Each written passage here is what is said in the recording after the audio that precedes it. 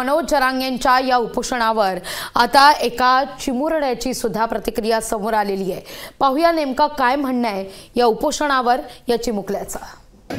7 दिवस झाले काय का भाकरीचं पोटात काय तर का झालं तर मग सरकार हटकून असे करते काय जर का झालं मग त्याला तर काय करतील का सरकारच जबाबदारी असेल ना सरकारची सगळी।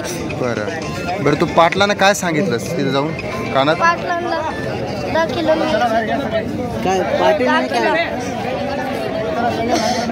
1 महिना झाला मी टीव्हीत पाहतो, शाळा बुडून मी आज इकडे आलोय। बरं सरकारला काय सांगणार आहे तू?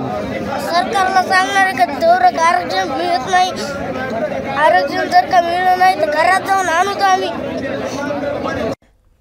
वर्षा आपण पाहतोय फार बोलकी प्रतिक्रिया आहे। खरं तर आता त्यांनी जसा उल्लेख केला अगदी चिमुकला शाळेत जाणार आहे, पण गेल्या 1 महिन्यांपासून आपण हे आंदोलन पाहतोय अनुभवतोय असं त्याचं म्हणणं होतं आणि शाळा सोडून शाळा बुडवून आपण जरांगेंची समजूत घालायला तिथे आलेलो आहे अशी प्रतिक्रिया या चिमुकल्यानं दिलेली आहे।